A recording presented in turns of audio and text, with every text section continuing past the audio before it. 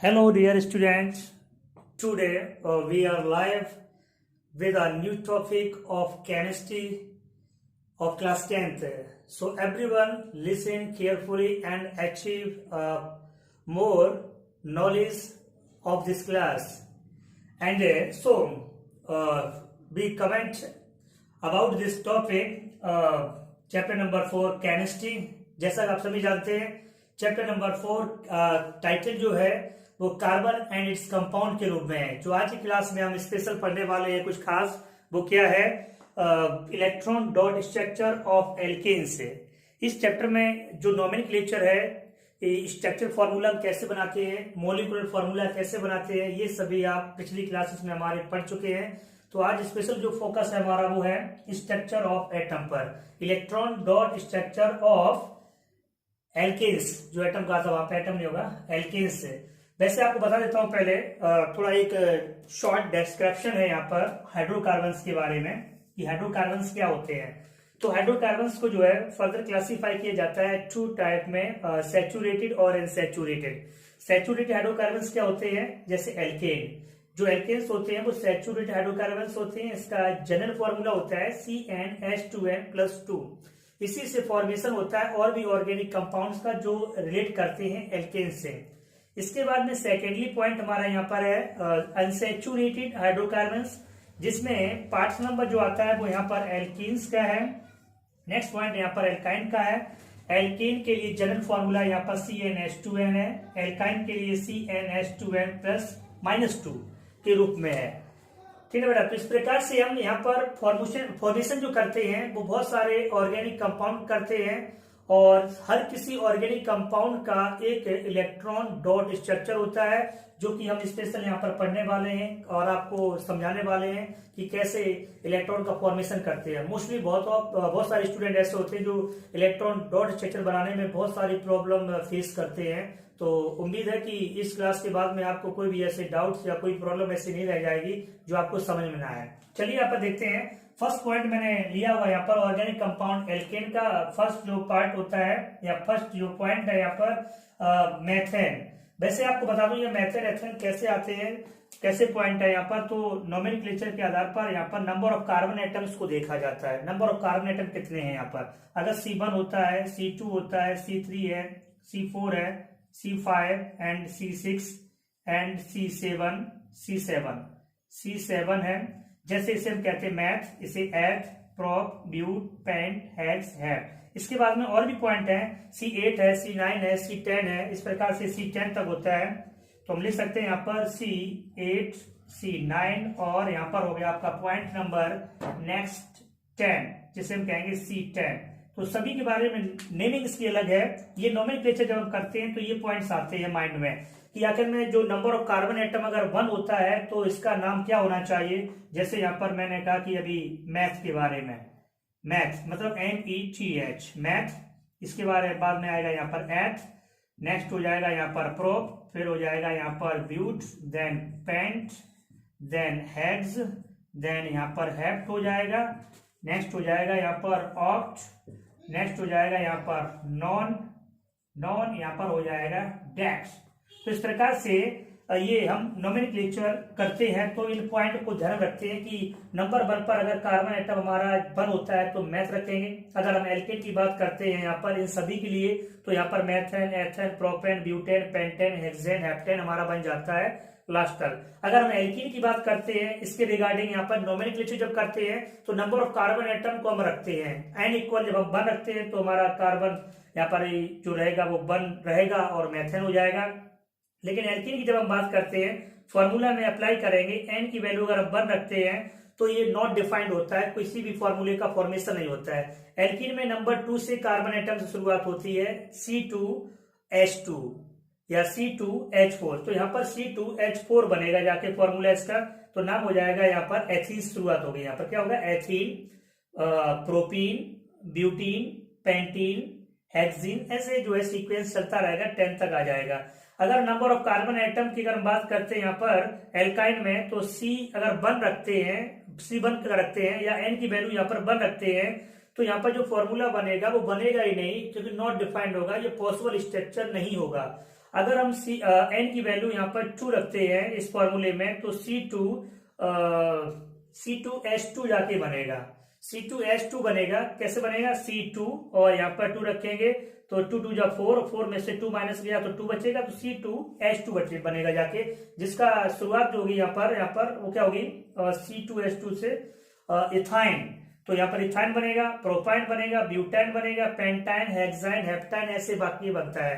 तो ये जो है जब हम नोमेनक्लेचर करते हैं तो ऐसे कुछ पॉइंट्स जो है अपने माइंड में रखते हैं और फॉर्मेशन हम नोमेनक्लेचर ऑर्गेनिक कंपाउंड का सही से कर पाते हैं। तो चलिए यहाँ पर फिलहाल ये हमारा एक स्टार्टिंग में वार्म अप था, कैसे हम इसे कर पाएंगे। जब हमें मॉलिक्यूलर फॉर्मूला पता हो, स्ट्रक्चर फॉर्मूला पता हो, तब हम जाकर के इलेक्ट्रॉन डॉट स्ट्रक्चर को बना सकते हैं। तो चलिए यहाँ पर देखते हैं।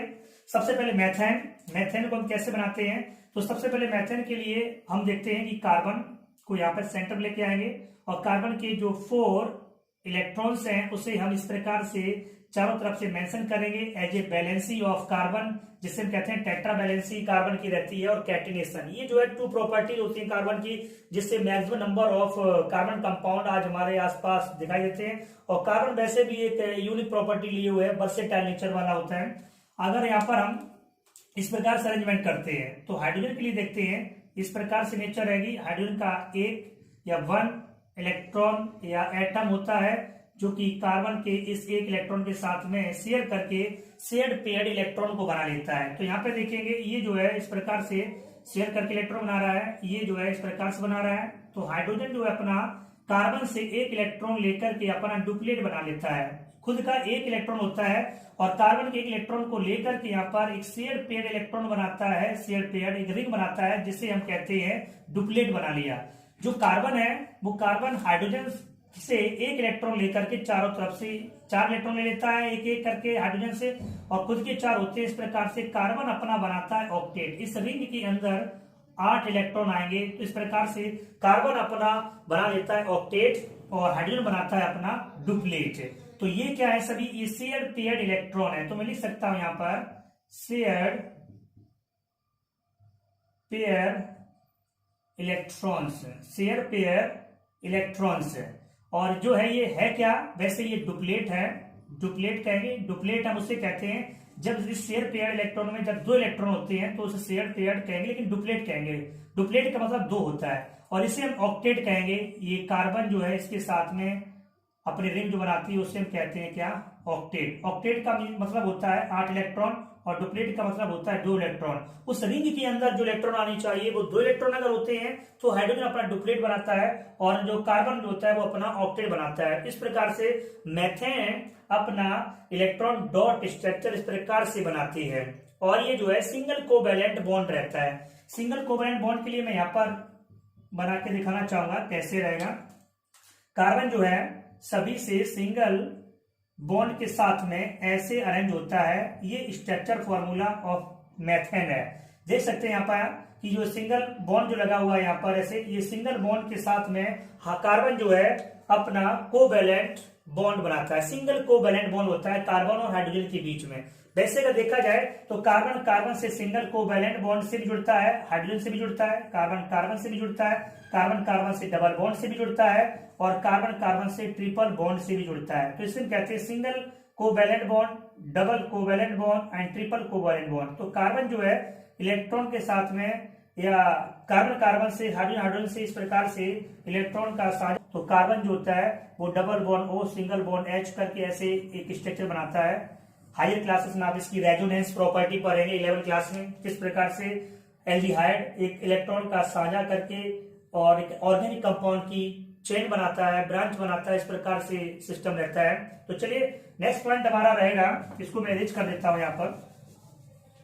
नेक्स्ट पॉइंट रहेगा हमारा नंबर 2 पॉइंट, जिससे हम कहेंगे यहाँ पर एथेन। एथेन के लिए इलेक्ट्रॉन डॉट स्ट्रक्चर क्या रहता है? इसका जो मॉलिक्यूलर फॉर्मूला होता है C2H6 होता है। मतलब ये हुआ कि अब कार्बन के 2 इलेक्ट्रॉन होंगे, सॉरी 2 कार्बन एटम होंगे यहाँ पर। कैसे होंगे?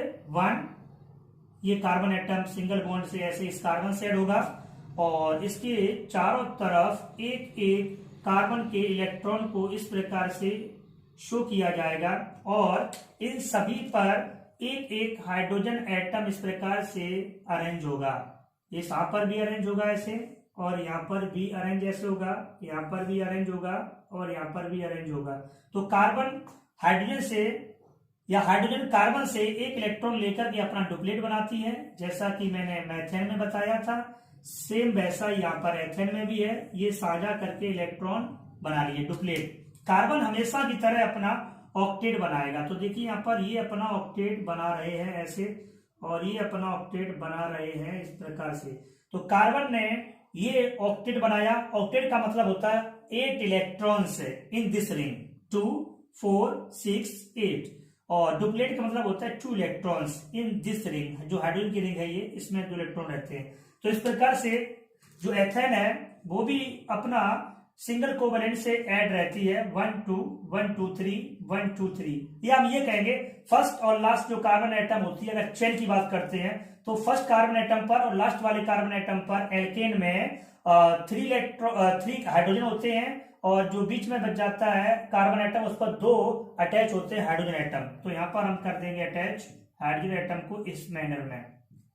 और ऐसे ही हम बहुत सारी और भी इलेक्ट्रॉन का इलेक्ट्रॉनिक डॉट स्टेट बना सकते हैं ऑर्गेनिक कंपाउंड का। जैसे हमने एथेन का बनाया, मैथेन का बनाया, ऐसे ही हम प्रोपेन का बनाएंगे, ब्यूटेन का बनाएंगे। नंबर ऑफ कार्बन एटम ऐसे बढ़ते जाएंगे।